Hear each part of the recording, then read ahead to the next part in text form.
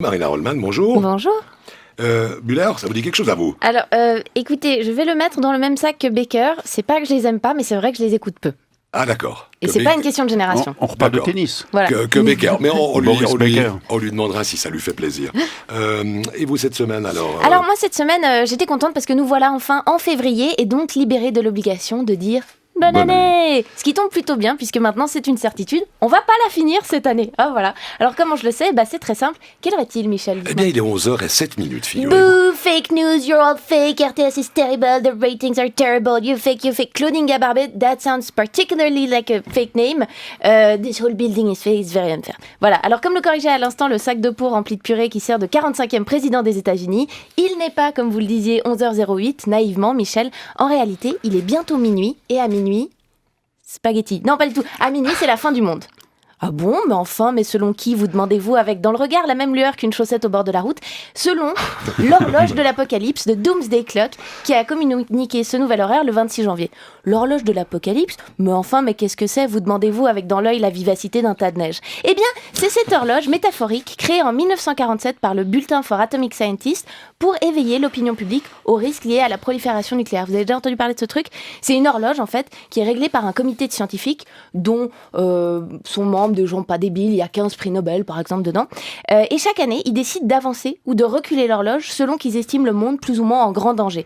À minuit ça signifie la fin du monde et donc eux ils décident chaque année si on est plus ou moins proche. Alors pour ce faire ils prennent en compte des facteurs géopolitiques, environnementaux, etc. Alors pour vous donner une idée, il l'a créé en 1947, en 1949 qu'est-ce qui se passe?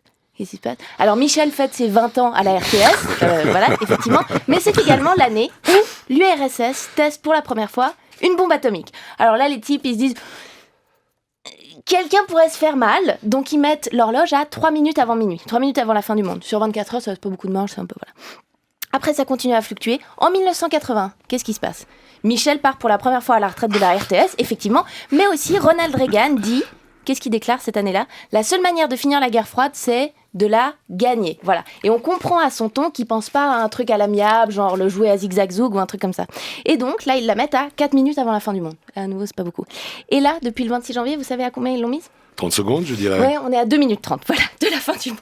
Ça veut dire que le 26 janvier, ça faisait 6 jours que l'autre sparadrap pour Petit Rond est président. Et il y a 15 prix Nobel qui se sont regardés, qui se sont dit, on va crever. Ouais, on va crever, voilà, c'est officiel. Et alors là, vous vous demandez, avec la pétulance d'un yaourt au soja oublié dans le coffre d'une voiture familiale, mais qu'est-ce qui se passe aux États-Unis pour que tout le monde perde foi en l'avenir comme ça? Alors déjà, c'est ça qui est compliqué, c'est qu'il faut faire le tri aux États-Unis en ce moment, parce que depuis que Donald Trump est là, en termes de décisions politiques zinzin, c'est un petit peu comme Disneyland pour un pédophile, on ne sait plus où donner de la tête. Voilà. Alors c'est difficile d'être exhaustif, parce que moi j'ai fini ma chronique hier, et c'est pas exclu qu'entre hier et ce matin, il ait pris des décisions. Il aime bien faire des trucs à 3h du matin, Donald Trump. Peut-être que depuis, il a décidé, on ne sait pas, d'envahir le Brésil, peut-être, parce qu'il fait trop chaud chez eux et que c'est pas juste, hein. Il a décidé qu'il fallait they have all the sun, it's very unfair, how warm it is down there, very unfair, we're gonna bring all the sun back and put it in Alaska. Peut-être, on ne sait pas, il est imprévisible. Mais alors moi, malgré toutes les décisions aberrantes qui ont été prises cette semaine, je crois que ce qui annonce réellement la fin du monde, c'est un truc a priori anodin, vous avez peut-être vu ça. C'est que le type, ça fait une semaine qu'il se dispute avec Arnold Schwarzenegger. Vous avez vu ça? Sur Twitter, dans ses allocutions publiques, il a décidé de vanner Arnold Schwarzenegger parce qu'il a repris la présentation de son ancienne émission de télé. Enfin bref. Un membre du gouvernement américain et Arnold Schwarzenegger s'envoient des pics sur Twitter. Imaginez une seconde, Alain Berset qui s'engueule sur Twitter avec Bastian Becker.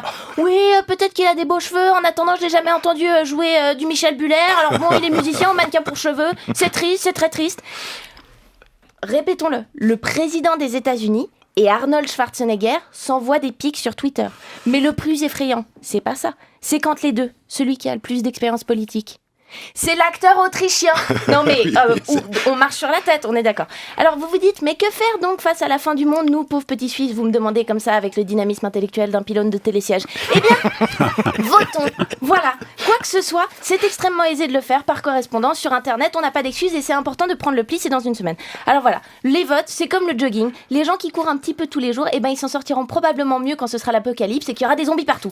Les gens qui votent régulièrement, c'est pareil, ils auront bien pris le pli de comment on ouvre l'enveloppe sans casser la petite bande autocollante. Et comme ça, le jour où on nous demandera s'il faut avorter les burqas des frontaliers sur un mur fait de réfugiés, peu importe, on pourra dire ce qu'on veut et c'est déjà pas mal.